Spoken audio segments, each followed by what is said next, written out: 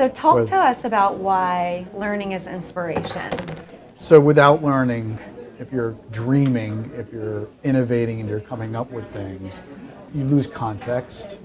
It's fiction, and you're coming up with something that's out of the blue, which is good. You need to dream, you need to think blue sky, but when you're actually learning, you're taking in what other people have thought ahead of you, good or bad.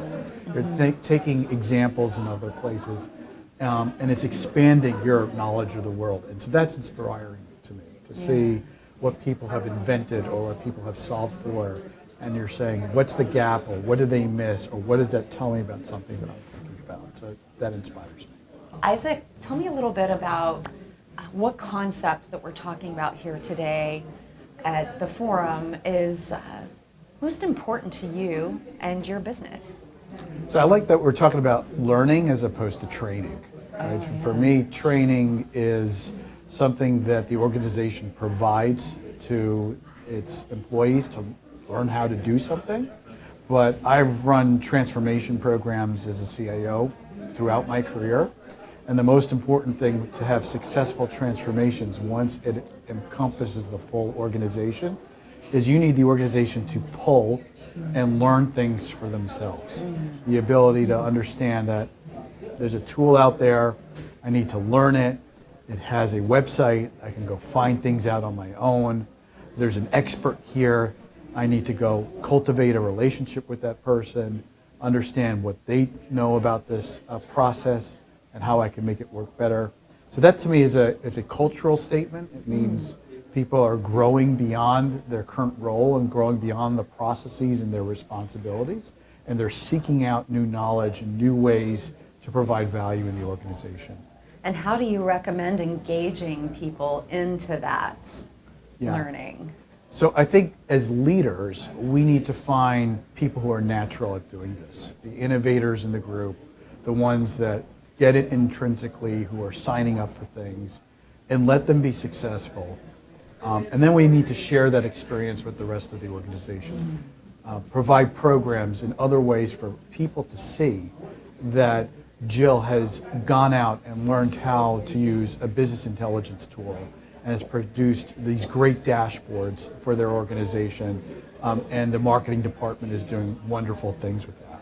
So champion the things that the people who are learning how to do things on their own figure things out, and let that pave the way for others to learn by example. Does any of that involve a little friendly competition? You know, it doesn't hurt, but you know, I'd rather see collaboration before competition. So have that innovator find ways to sit with some new people and show how things are doing. If you're going to use competition, I really like the concepts of hackathons and Talk groups. about hackathons. Hackathons are really a technology idea, and the idea is you get a group of people, not just technologists. You put a contest out there, solve a particular problem.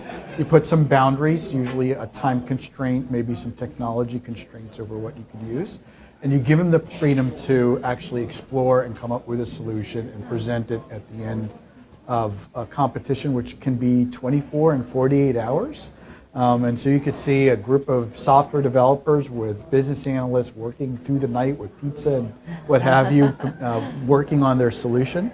And then there's usually a governing board that's going to go and judge and provide prizes for the winning competition. So it's a good way to have a rapid innovation or even a rapid learning exercise. Wow. Right? So you might have something that is a competition. We're going to throw a new technology at a group of people and find what they can learn and do something with it in a short period of time. That's another example of a hackathon. Sounds very motivating. Yes. Talk to me a little bit about the role learning plays in your career and in your personal life, and how it's propelled you forward to the position that you're in now. Let's talk about my career. I'm the head of technology. My colleagues expect me to know all the answers.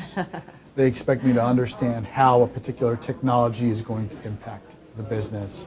They're going to expect me to know who to partner with, what's the impact with our competitors, and that's all learning. That's learning skin deep what that technology actually does. It's learning what a potential partner actually does versus what they're marketing that they do. Interesting. It's learning about how to bring a technology in and whether it's going to be successful. Is the user experience around a particular tool something that people will find intuitive and be successful with it, or is it something that requires a tremendous amount of learning? And so that takes an investment. It takes getting out in the field and meeting with customers and seeing how they're using our products. It means getting out in the field and learning from other industries and what they're using and what they're doing. It means going to my partners and seeing what they're teaching. There's a lot of investment in getting out and learning those things. And in terms of my personal side of things, I have kids, they're all in school, and what you really appreciate is how individual learning is.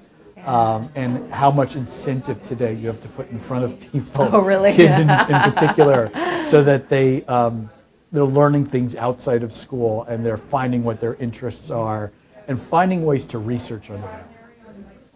And there's so many cool ways. We didn't Yeah. have these ways when we were in school, right? No, So yeah, it was talked about today. I mean, you know, even the school curriculum is bent away from rote memorization of facts. And I look at it as the things I had to learn in grad school of how to research a problem and really navigate the library at that time to see what physical books. physical books and card catalogs. And now it's the world of Googles and search engines and business intelligence tools and all this stuff to basically give you a sense of, you know, what's out there. And so everybody has to be versed in research and being able to find answers for themselves.